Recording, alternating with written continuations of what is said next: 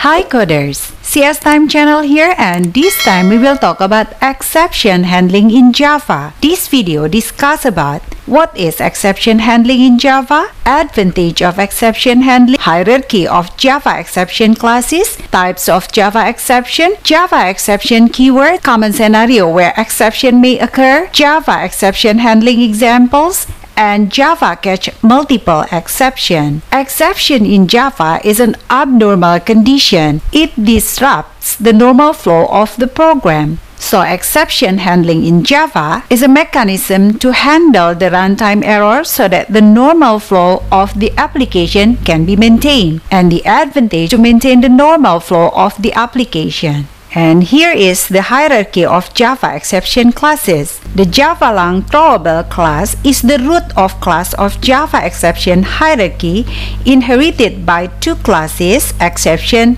and error. Here are types of Java exception: check exception, uncheck exception, and error. An error is considered as check exception. Let's see the difference. Check exception directly inherit the throwable class except runtime exception and error, while uncheck is inherit runtime exception. Error is irrecoverable. Example of check exceptions such as IO exception, SQL exception, and so on. An example of uncheck exception such as arithmetic exception, null pointer exception, array index out of bound exception, and so on. An example of errors such as out of memory error, virtual machine error, assertion error, and so on. Check exception is checked at compile time, while uncheck exception is checked at runtime. Here are Java exception keyword. The first one is try keyword is used to specify a block where we should place an exception code. It means we cannot use try block alone. The second one is catch block is used to handle the exception. It must be preceded by try block, which means we cannot use catch block alone. Finally, block is used to execute the necessary code of the program.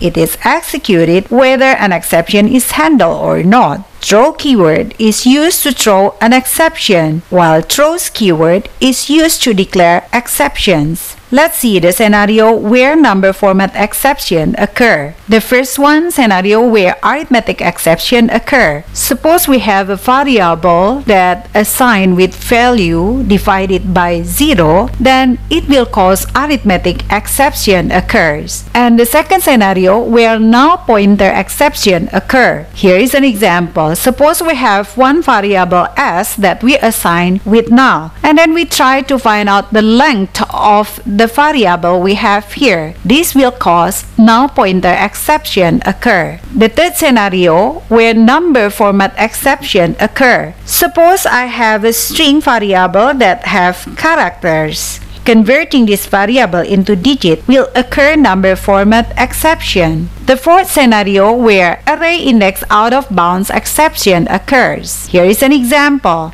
We declare an array as 5 elements, and then we try to access element number 10, which we don't have. This will cause array index out of bounds exception will occur. Let's see the syntax of try catch. Try block is used to enclose the code that might throw an exception, and also used to handle the exception. Here is the syntax. Try keyword and then block of code to monitor for the error inside curly braces. And then the catch syntax like this. And if we have more than one to catch. And then finally syntax. Let's see the program example using Eclipse.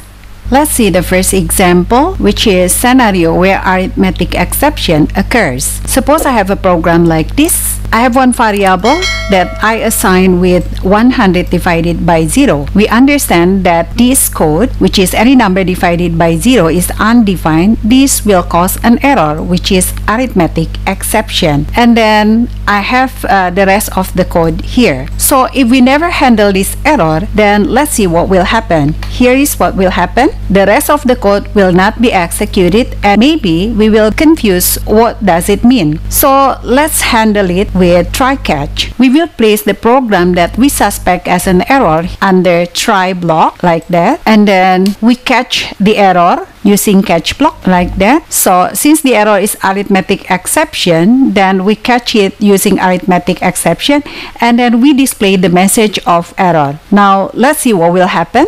You can see now here the error is handled by try catch over here. It caused the message of the error display like this. Once the message display, then it will be displayed the rest of the code here. As we understand, the purpose of exception handling is to maintain the normal flow of our program. Now let's see another example. Let's see another scenario here. Scenario where null pointer exception occurs. Suppose I have a program like this. I have one variable that I assign with null value, and then my program try to count the length of this variable. If we don't handle, then the result of your program will look like this. Now let's handle it with try catch. So we put the error under try block like this, and then we catch the error like that. Now let's see the result after we handle the error. Then the program will look like this. It tells us the error message caused by this. However, the rest of the program is still executed. Let's see another scenario. The scenario where array index out of bounds occurs. Suppose I have a program like this, array that consists of 4 elements, and then I try to display the 10th element of the array. Without handling the error, it will look like this. Now let's handle it using try catch. Put it inside the block of try and then catch the error like this. Let's see the result after we handle.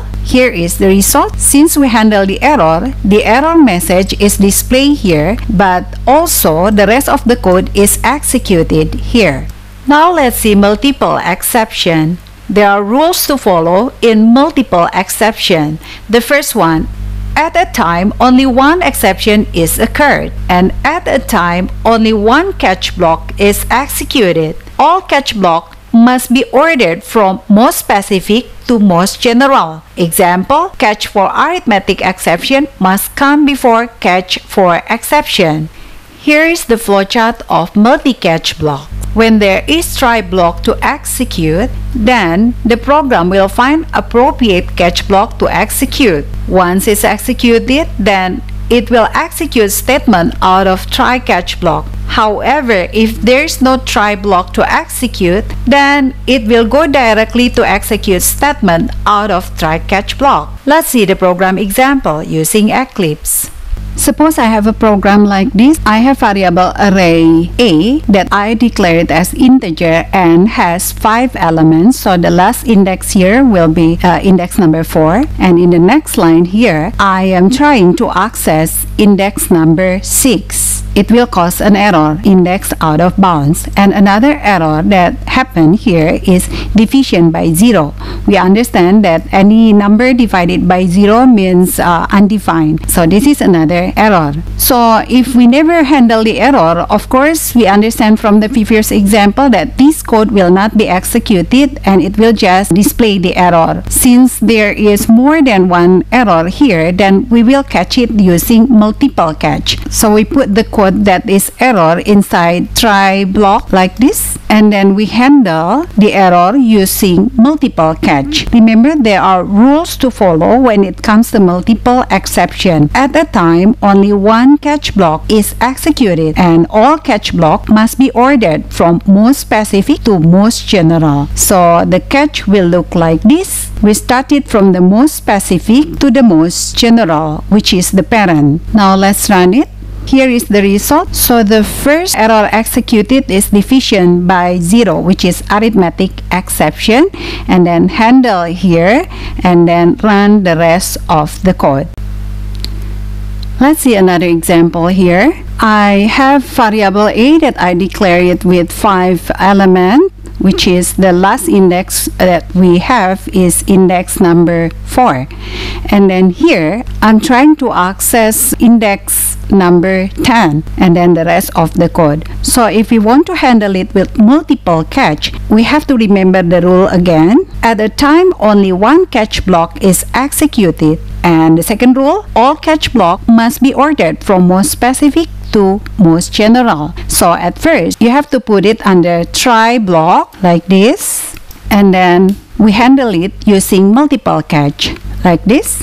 So here all the catch block is ordered from most specific to the most general, which is exception E, which is the parent. Now let's see the result. We understand here the error is only index out of bound, then it will select the catch. If it's not arithmetic exception, then this will be skipped and then go to the next one. Array index out of bounds, correct, then this message will be displayed. Once it's handled, then the rest of the code is executed like this. If you learned something from this video, please subscribe and like for more videos.